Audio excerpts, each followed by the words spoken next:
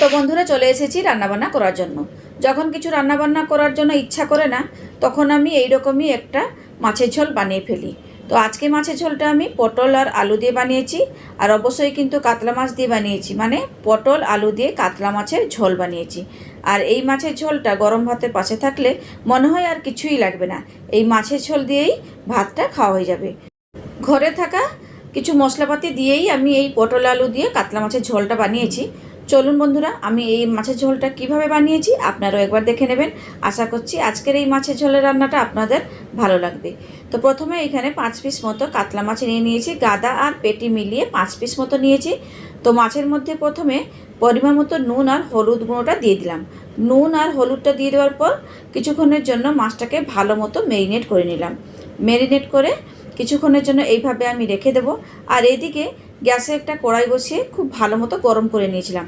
তাতে দিয়ে দিলাম পরিমাণ মতো সর্ষের তেল। সর্ষের তেলটা যখন ভালো করে গরম হয়ে গেল, তারপরে দিয়ে দিলাম নুন হলুদ মাখানো কাতলা মাছগুলো।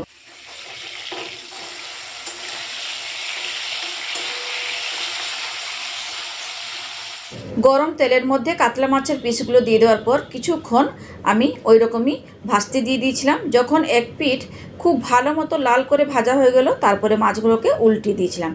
এইভাবে আমি সব মাছগুলো উল্টে পাল্টে লাল করে ভেজে তুললাম। আর কাতলা মাছের ঝোলের জন্য আমি আলু আর পটলগুলোকে আগের থেকে কেটে ধুয়ে পরিষ্কার করে রেখে দিয়েছিলাম। তো ওই মাছ ভাজা তেলের মধ্যে কেটে রাখা আলু আর পটলগুলোকে দিয়ে দেওয়ার পর দিয়ে দিলাম কিছুটা পরিমাণে নুনটা দিয়ে আলু আর পটলটাকে একটুখানি ঢাকা দিয়ে দিয়ে পুরো লাল করে ভেজে নেব। এদিকে দেখুন আলু আর পটলটাকে পুরো লাল করে ভেজে নিয়েছি। এরপরে আমি তুলে গামলার মধ্যে রেখে দেবো। বন্ধুরা, যখন আলু আর পটলটা আপনারা ভাজবেন তখন একটুখানি ঢাকা দিয়ে দিয়ে ভাজার চেষ্টা করবেন, যাতে আলু আর পটলগুলো হাফ সেদ্ধ হয়ে যায়। তাহলে মাছের ঝোল যখন রান্না করবেন তখন বেশিক্ষণ সময় লাগবে না, খুব তাড়াতাড়ি এই মাছের ঝোল রান্নাটা হয়ে যাবে। চলুন এরপরে রান্না করব আলু পটল দিয়ে কাতলা মাছের ঝোল। তার জন্য তো মশলা রেডি করতে হবে। তো ওই তেলের মধ্যে আরও কিছুটা পরিমাণে সর্ষের তেল দিয়ে খুব ভালো মতো গরম করে নিলাম। তারপরে দিলাম চিনি ফোড়ন। চিনিটাকে একটু ভাজা ভাজা করে নিয়ে দিয়ে দিলাম গ্রেট করা পেঁয়াজ। পেঁয়াজটা হালকা লাল করে ভেজে নিয়ে তারপরে দিলাম আদা রসুন জিরে আর কাঁচা লঙ্কার বাটা। শিলের মধ্যে একটুখানি বেটে নিয়েছিলাম। সেই বাটা মশলাটা দিয়ে দেওয়ার পর 2-4 মিনিট একটুখানি ভেজে নিয়ে তারপরে দিয়ে দিলাম কেটে রাখা টমেটো, দিলাম কাশ্মীরি লাল লঙ্কার গুঁড়ো, হলুদ গুঁড়ো আর পরিমাণ মতো নুন। যেহেতু কাঁচা লঙ্কাটা বেটেছি তাই আর ঝাল লঙ্কার গুঁড়ো দিলাম না, বেশি ঝাল হয়ে যাবে, তার জন্য আমি আর লাল লঙ্কার গুঁড়োটা দিলাম না। চলুন এরপরে কাজ হচ্ছে মশলাটাকে খুব ভালো করে কষে নেওয়ার। তো প্রায় 5 থেকে 10 মিনিট আমি মশলাটাকে ঢাকা দিয়ে দিয়ে ভালো করে কষেও নিয়েছি। দেখতেই পাচ্ছেন তেলটা ছেড়েও দিয়েছে, তার মানে মশলা কষাটা খুব সুন্দর হয়েছে। মশলা কষা যখন খুব ভালো মতো হয়ে গেল, মানে তেলটা ছেড়ে দিয়েছিল, তারপরে দিয়ে দিলাম ভেজে রাখা আলু আর পটল। আলু আর পটলটা দিয়ে দেওয়ার পর কিছুক্ষণের জন্য একটুখানি নাড়াচাড়া করে ঢাকা দিয়ে দিলাম। গ্যাসের ফ্লেমটাকে লো করে রেখে আমি 1 মিনিটের জন্য ঢাকা দিয়ে দিয়েছিলাম। 1 মিনিট পর ঢাকাটা খুলে আবারও আমি আলু পটলটাকে মশলার সাথে খুব ভালো মতো কষে নিচ্ছি। দেখুন, দেখেই বুঝতে পারছেন আলু আর পটলটাকে সুন্দর কষা হয়েছে। এই সময় আমি দিয়ে দেবো পরিমাণ মতো জল।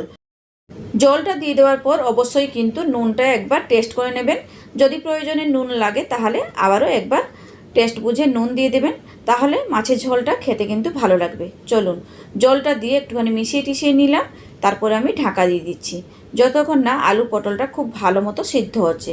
দেখুন ঢাকাটা খুলে নিয়েছি, তারপরে আমি একটুখানি মিশিয়ে নিচ্ছি। আর এদিকে দেখুন আলুটা খুব ভালো মতো সিদ্ধ হয়ে গেছে, পটলগুলোও সিদ্ধ হয়ে গেছে। এরপরে আমি দিয়ে দেবো ভেজে রাখা কাতলা মাছ। মাছটা দিয়ে দেওয়ার পর আর কিছুই করব না, ওর উপর থেকে ছড়িয়ে দেবো কিছুটা পরিমাণে গরম মশলা গুঁড়ো। তারপরে গরম মশলা গুঁড়োটা দিয়ে একটুখানি মিশিয়ে টিশিয়ে নিয়ে মাছটাকে ফুটতে দেবো। 2-4 মিনিট ভালো মতো ফুটিয়ে নিলেই রেডি হয়ে যাবে আলু পটল দিয়ে কাতলা মাছের ঝোল।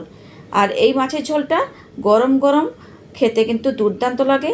ভাতের সাথে যদি এই রকমই একটা মাছের ঝোল থাকে তাহলে আমার মনে হয় আর কিছুই লাগবে না। তো যাই হোক, গরম মশলা গুঁড়োটা দিয়ে দেওয়ার পর একটুখানি মিশিয়ে নিয়ে 2-4 মিনিটের জন্য একটু ঢাকা দিয়ে মাছটাকে ফুটিয়ে নিচ্ছিলাম।